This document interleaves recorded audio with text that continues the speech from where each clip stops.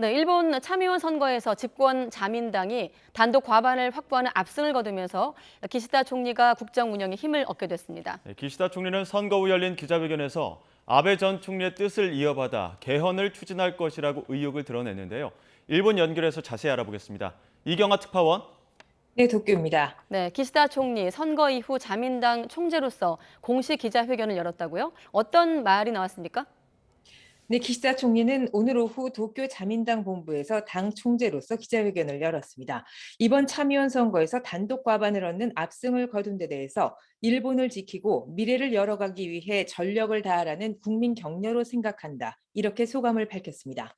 특히 아베 전 총리의 뜻을 이어받아 개헌 그리고 납치 문제 해결을 추진할 것이라고 강조했습니다. 기시다 총리는 자민당이 추진하고 있는 자위대 명기 등 4개 개헌 항목은 모두 현대적인 과제라고 지적했는데요. 개헌 실현을 위해 앞으로 국회에서 논의를 이끌어갈 것이라고 밝혔습니다. 또 지금의 일본 상황을 전후 최대의 난국이라고 기시다 총리는 표현했습니다. 코로나 재확산 속의 사회 경제 활동을 이어가야 하는 점, 그리고 우크라이나 전쟁을 계기로 한 안보 위기 속에 방위력 강화의 중요성도 강조했습니다. 최근 물가 급등에 대해서도 정부가 예비비 5조 5천억 엔, 약 52조 원을 활용해서 대응할 것이라고 밝혔습니다.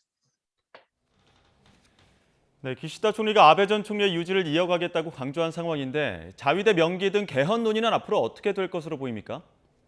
네, 이번 선거에서는 개헌에 찬성하는 우익 성향의 일본 유신회가 12석을 차지해서 의석수를 배로 늘렸습니다. 연립여당과 유신회 그리고 국민민주당 등 개헌 세력을 합치면 177석으로 전체 의석의 3분의 1을 넘는데요. 중의원에 이어 참의원에서도 개헌안을 발의할 수 있는 의석이 갖춰진 겁니다. 다만 자민당이 추진하는 자위대 명기 등 4개 항목의 개헌안에 야당들이 모두 찬성하고 있는 것은 아닙니다. 또 전쟁 포기 등을 담은 평화 헌법을 바꾸는 것에 일본 사회의 거부감이 여전하고 국민 투표도 거쳐야 합니다. 이 때문에 개헌을 위한 여론이 확산하기까지는 상당한 시간이 필요할 것으로 보입니다. 네, 개헌에 관심을 갖는 것은 이제 외교적인 문제라도 연결되기 때문인데 한일 관계 포함해서 앞으로 어떻게 전망되고 있습니까? 네, 한일 관계는 종전보다 대화는 활발해지겠지만 강제 동원 등 핵심 현안은 일본이 기존 입장을 고수할 것이란 전망이 여전합니다. 우리 정부는 아베 전 총리의 장례 행사에 한덕수 총리 등 조문단을 파견할 예정인데요. 이를 계기로 한 고위급 대화에서 앞으로 양국 관계의 해법을 어떻게 모색해 갈지 지켜봐야 할 것으로 보입니다. 한편 블링컨 미 국무장관은 오늘 오전 일본에 도착한 뒤 기시다 총리를 만나 아베 전 총리 사망에 대한 애도를 표했습니다. 바이든 대통령이 유족에게 쓴 서한도 전달할 예정입니다. 타이완 차이잉원 총통도 현지 일본 대사관에 마련된 분향소를 방문해 조문을 마쳤고요. 박진 외교부 장관도 오늘 오전 주한 일본 대사관을 찾아 추모의 뜻을 전했습니다. 네, 아베 전 총리에게 충격을 가한 용의자는 계속 조사 중이죠. 새로운 진술 나온 게 있습니까? 네, 야마가미 용의자는 총격 전날에도 아베 전 총리의 다른 연설 회장을 찾아 공격 기회를 노린 것으로 나타났는데요. 이뿐 아니라 자신의 어머니가 가입한 종교단체 시설에도 찾아가 시험적으로 총을 쐈다고 진술했습니다.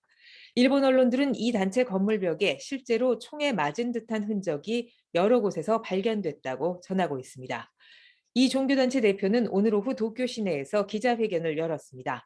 이 자리에서 용의자는 신도가 아니고 어머니도 한 달에 한 번 정도 행사에 참석했지만 헌금 문제는 수사 중이기 때문에 언급하지 않겠다고 밝혔습니다. 또 아베 전 총리가 관련 단체 행사에 영상 메시지를 보낸 적은 있지만 고문을 맞거나 회원으로 가입한 적은 없다고 못 박았습니다. 일본 정부는 허술했던 당시의 경비 상황에 대해서 본격적으로 조사할 방침입니다. 마스노 관방장관은 오늘 오전 정례 기자회견에서 경찰의 관여를 포함해 문제가 있었다는 보고를 받았다고 밝혔습니다. 이에 따라 앞으로 국가공안위원회에서 이번 경비태세에 대해 철저히 검증을 시행할 방침이라고 밝혔습니다. 지금까지 도쿄에서 YTN 이경아입니다.